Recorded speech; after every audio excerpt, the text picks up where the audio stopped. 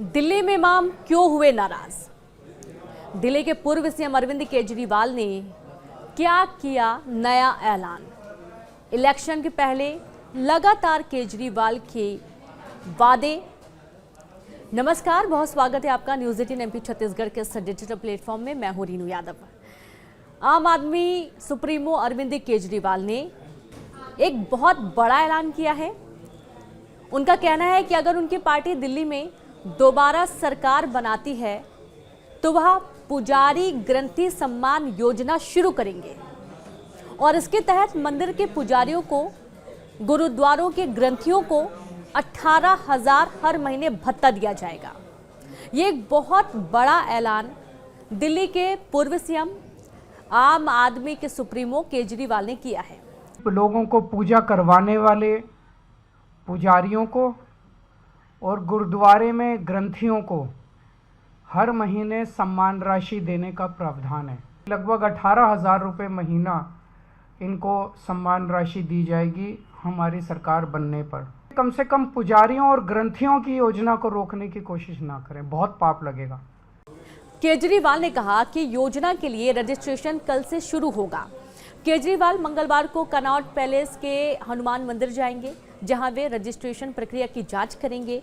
और इधर दूसरी तरफ एक अलग बहस छिड़ी हुई है, एक अलग मुद्दा उठा है, जहां पर दिल्ली वक्फ बोर्ड के इमामों ने केजरीवाल के घर के बाहर प्रदर्शन किया। देखिए, ये प्रदर्शन इस दौरान है जब केजरीवाल लगातार बड़ी बड़ी वादे करते जा रहे हैं, बड़े बड़े ऐलान करते जा रहे हैं कि अगर दिल्ली में दोबारा आपकी सरकार आती है तो उसमें कितनी राहत, क्या नई योजनाएं, हर वर्ग को किस तरीके से राहत मिलने वाली है।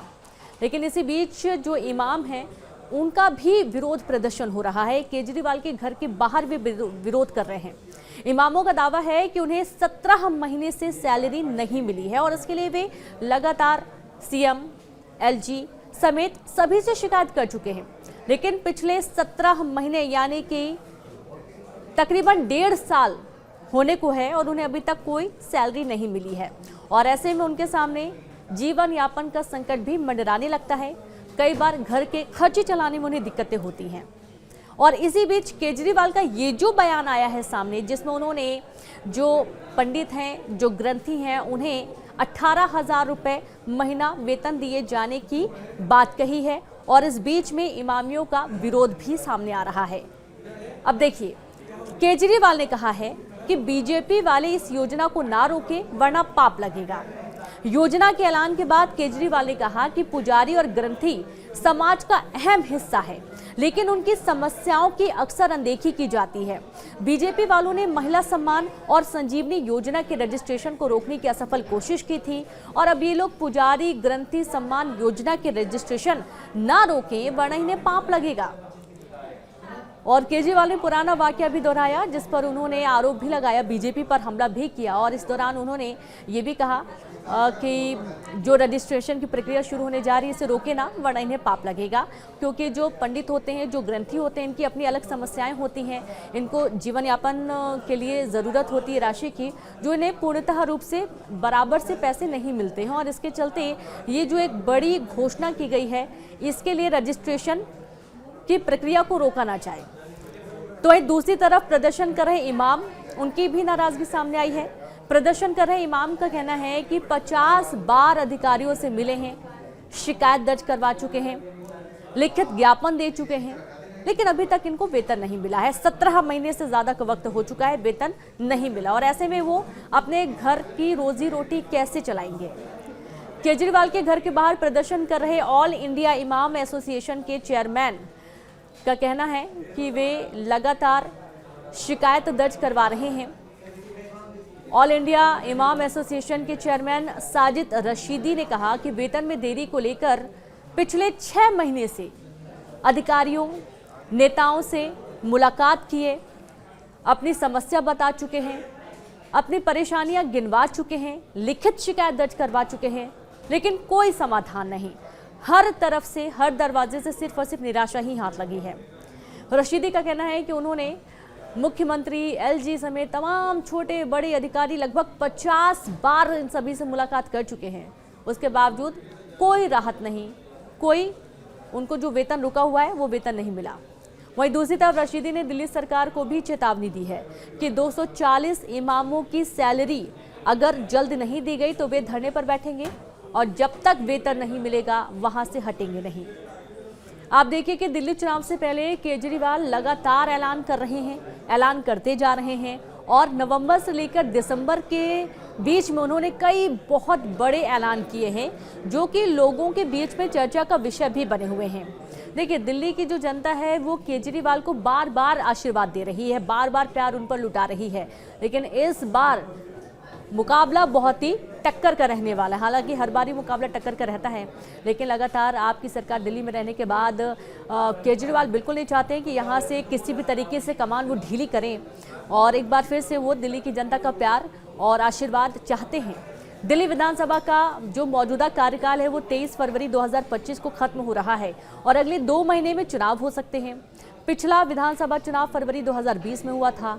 आम आदमी पार्टी ने पूर्ण बहुमत हासिल किया। 70 में से 62 सीटें आम आदमी पार्टी के खाते में गई थी और इस बार इससे भी ज़्यादा सीटें लाने की उम्मीद जताई जा रही है।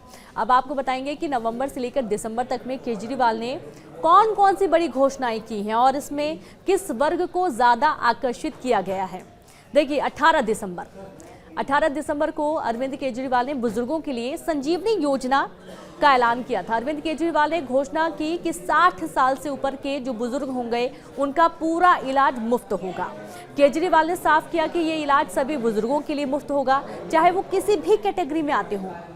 12 दिसंबर महिलाओं के लिए महिला सम्मान योजना, महिलाओं को हर महीने 1000 रुपये देने का ऐलान उन्होंने किया और इसे महिला सम्मान योजना नाम दिया गया।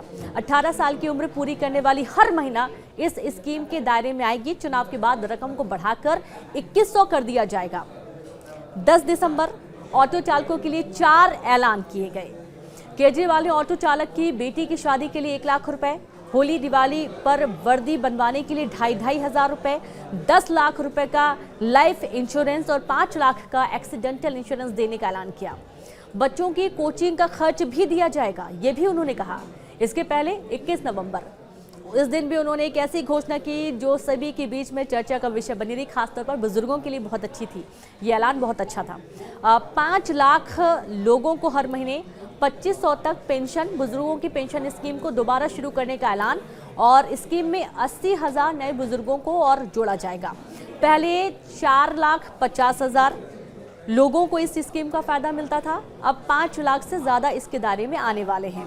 और इस तरीके से अरविंद केजरीवाल बिल्कुल भी दिल्ली की जनता को छोड़ना नहीं चाहते हैं। वो चाहते हैं कि एक बार फिर से उनकी पार्टी के ऊपर आशीर्वाद मिले उनको और वो एक बार फिर से दिल्ली में सरकार बनाए।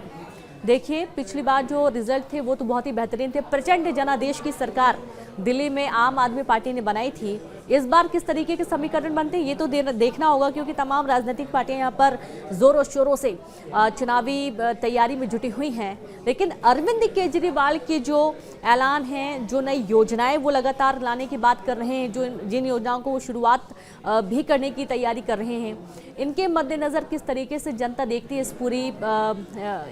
इन पूरी घोषणाओं को, इस ऐलान को, ये ज़रूर एक देखने वाली बात होगी। बाकी इस पूरी खबर को लेकर आप क्या सोचते हैं ज़रूर बताइएगा। और साथ ही मंदिर में जो पंडित हैं उनको और ग्रंथियों को 18,000 रुपये हर महीना दिए जाने को लेकर जो उन्होंने ऐलान किया है, इस बारे में आप क्या सोचते हैं ये भी बताइएगा। और साथ ही जो इमामियों का पैसा रुका हुआ है, जो रुपए रुका हुआ है, इसे भी जल्द देने की बात कही जा रही है। हालांकि अरविंद केजरीवाल भी इसके पक्ष में है ऐसा मालूम पड़ता है, लेकिन फिलहाल उन्होंने खुलकर इस पर ज़्यादा कुछ नहीं कहा है। विरोध लगातार इमाम कर रहे हैं। बाकी तमाम खबरों के लिए आप न्यूज़ 18 MP छत्तीसगढ़ के साथ बने रहिए। नमस्कार।